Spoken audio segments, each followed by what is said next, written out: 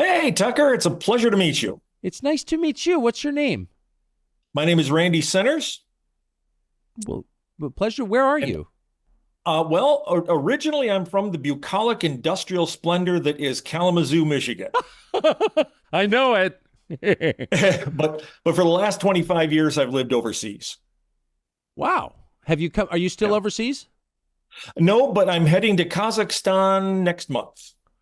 Do you know everybody's in Kazakhstan all of a sudden? I don't think for the first 40 years of my life I met 10 people who have been in Kazakhstan. And now I feel like every month I meet someone. I was in Kazakhstan. There's a lot going on in Kazakhstan, obviously. There is indeed, yeah. Yes, I can tell. But I've lived in Russia, China, Mexico, Honduras, Egypt, all over the place. Amazing. Amazing. Okay. Well, it's It's nice. been fun. What a life. That's interesting. It's an adventure. Yeah. So what's your question? Well, my wonderful, beautiful wife of 20 years passed away 4 years ago, Oh, leaving me a single father of a 13-year-old and an 8-year-old boy. And I like to flatter myself thinking that I'm a good father, but I'm a terrible mother. yeah, And I would be too. I just I need to be able to find that kind of feminine side that the boys need. Yes. So I'd like some advice maybe on how I can tap into the yin to my yang. Well, first of all, I'm so impressed by your cheerfulness. Of all the things that could happen, the one thing that really does scare me, not particularly afraid to die. I'm 55. I'm like not that afraid to die at all. But if something happened to my wife, I would, it's hard even to think about that without Yeah. feeling very emotional. So, and I think most men feel that way. I think that's tough, very tough, like the toughest thing. So, I'm saying that with a family member right now. So I'm so sorry, and I mean that in a heartfelt way. Thank you. Uh, I can speak to this with some authority because I did grow up with a single father myself from the age of 6 with a brother, weirdly. And we didn't have a mom. And my dad later remarried to an absolutely wonderful, just really unusual, wonderful person who just passed away, but who we really loved. But, for like the formative years of our childhood, we lived just with our dad. And I got to be honest, I probably shouldn't say this because I really believe in family and two parents and all that, but I'm just telling you my experience. It was great. It was just great. We loved our dad and we had the funnest time. And of course, there's sadness. We didn't have a mom, and that was weird at the time. I think it's still weird. Your kids, the only kids in their classes who live with their dad. Like that is still an Right. unusual thing. So that was embarrassing a little bit. Like, I'm going to give your homework. Give this to your mom. And be like, we don't have a mom. But you get over that.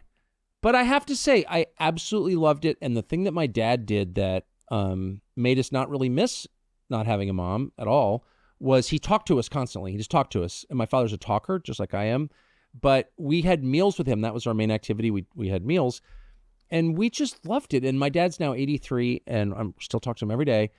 And he often says, that was the happiest time of my life, you and your brother, just the three of us. And we loved it. And I would say and of course there are many downsides, right? But I only remember the upsides. And the main upside was, and I don't want to make light of a sad situation, but it's true. If it's just boys in the house, like there's really no one to offend. You can be completely honest all the time.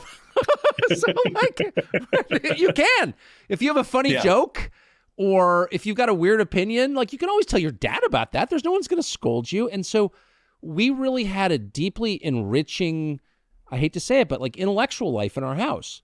Like my dad Mhm. had theories about everything and he tells what books he read. I mean, you're in a perfect position. You've lived a legit interesting life. You've lived all around the world.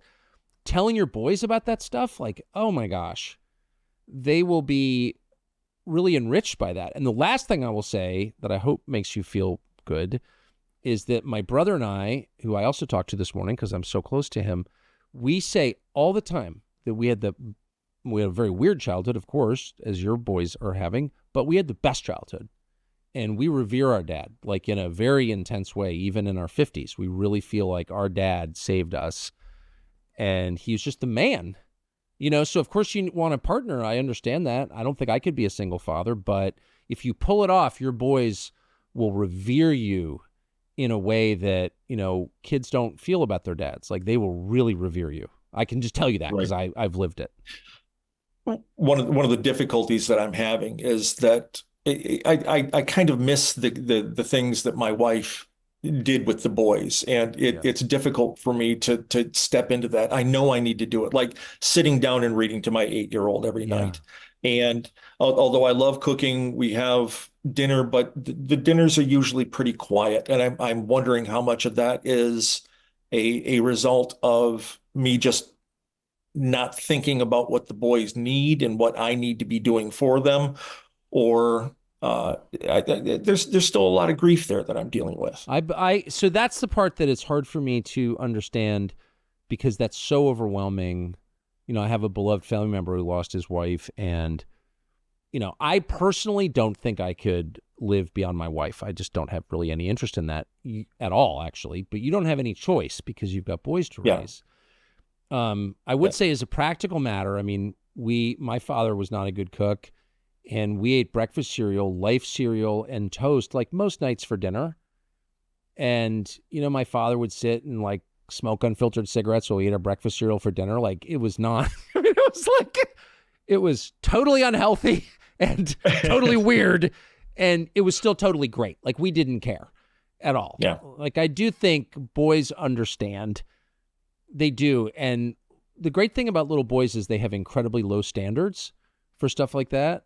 They just do. Like they'll, you know what I mean? Microwave burritos are good enough for little boys. And as long as there's talking and love, and I'm sure they're traumatized too. They lost their mom. Like yeah, probably all they care about is their dad.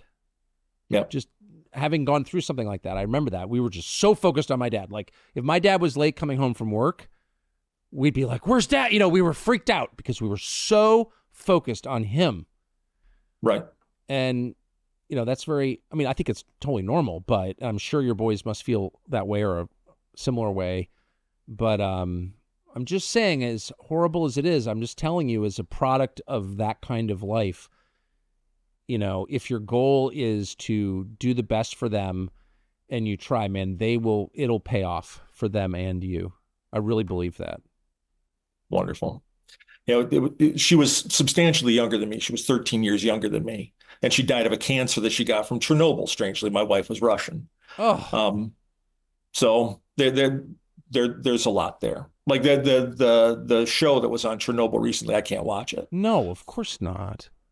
That's horrible. So she was there in 86 when that erupted? She was actually in Sevastopol in the Crimea, Yeah, but a lot of the kids from her graduating class, because they were outside playing all the of time, course. a lot of the kids from her graduating class wound up with strange cancers. Ugh.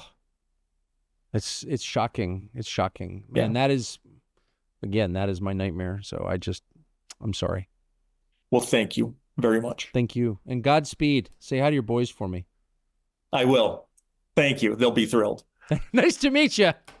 You too. Thank you. See ya.